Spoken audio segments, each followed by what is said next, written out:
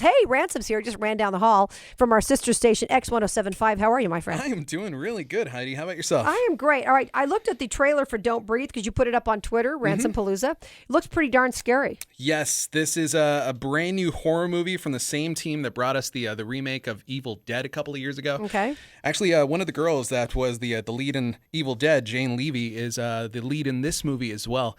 It's a story, Don't Breathe, is a story of three young criminals who've made a habit of breaking into houses and robbing them. Ooh. And, one of the kids' dad works for a home security company, so it makes things really simple for these, these thugs to break into these houses, look up security codes, steal a bunch of stuff, reset the code. Then what they do is they make it look like a standard break-in. They break a glass or something. Okay. Interesting. Okay, so let me guess. They robbed one house too many. Yeah, so they end up actually learning about a house that has hundreds of thousands of dollars inside of it, locked inside of a safe. And they think that it's going to be a really easy hit because the owner of the house is an old blind guy who lives in an empty neighborhood. But little do they know, this is the wrong old blind guy to mess with because he's not going to be giving up that money easily. It's the House of Usher. They didn't realize. They didn't count on that. Pretty much. Okay, so, all right. Consensus? Loved it. Was it great? Absolutely scary as hell? loved it. Like really scary? So here's I the gotta thing go about through a Don't manicure? Breathe Okay. is that it makes you feel really uncomfortable and it does everything so right. And I've talked about this in the past.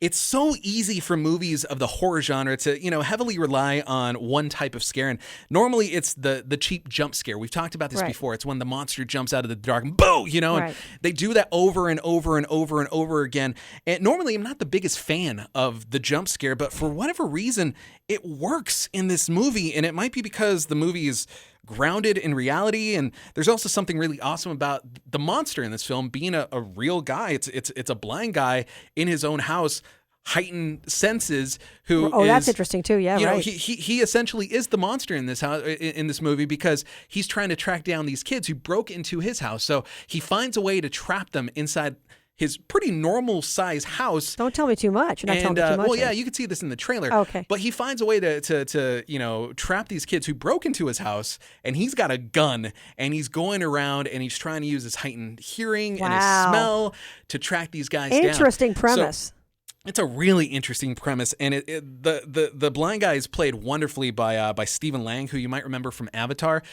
Now, did these kids not watch Avatar? Because he was a badass in the movie, like he was incredible.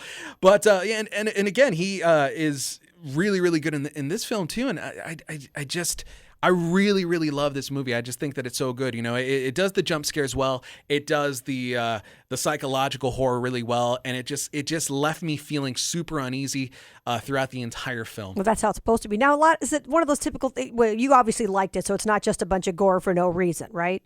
No, So, but not for kids though. No, absolutely not for kids. Yeah. It's got the rating for a reason. There is going to be some really graphic things that happen in this film. So, again, it's not a film that you're going to want to take your kids to. But if you're looking for a really good horror film, a horror slash thriller. Yeah. To go and have a really fun, scary date night. Yeah. Don't Breathe is the way to go. I don't foresee it doing too well in the box office because normally these movies don't, but if it does, man, I would be super thrilled because this movie was a lot of fun. Well, not only that, but nowadays they can make their money on Netflix and other things later on pay-per-views if word gets out that they're good. Yeah. And that's the thing. But I like what you said. The movie makes you uneasy, and that's what a good horror movie does. It stays with you. That's what it should do. And I've been thinking about this movie ever since I watched it a couple of nights ago. That's the thing. See? It's another movie that I just can't wait to watch again, and I can't wait till my friends go watch this movie as well, so I can finally talk about the film and talk about the ending, because the ending leaves you feeling uneasy as well, and it's just a great horror movie. Well, any movie should leave you thinking about it later on, right? I mean, even if it's a funny movie, it leaves you thinking about it later on. So Don't Breathe is a great movie. You say, all right, maybe I'll go see it. I'm not big on horror movies unless they're really good, so maybe I'll check it out, and that'll be fun. Some very disturbing imagery in the film, though, so I will say that.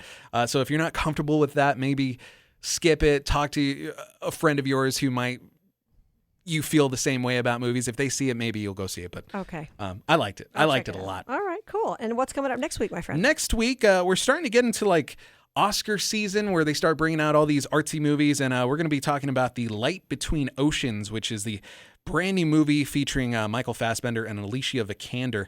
This is a film about a woman who essentially kidnaps a baby and raises it as her own. You know, she finds a baby, she raises it as her own. Right out of the headlines, that happens. Mm-hmm. And then she meets the real mother who's looking for this child. So looks interesting. I really like the cast. Michael Fassbender's great. Alicia Vikander's awesome. Rachel Weisz is really good too. Wow. Sounds like a really interesting, right out of the headlines kind of story. I like that. All right, my friend. Ransom Palooza on Twitter. Ransom, our movie reviewer. And we'll see you next week, my friend. Thanks for having me. All right. Thank you very much. I'm Heidi Harris.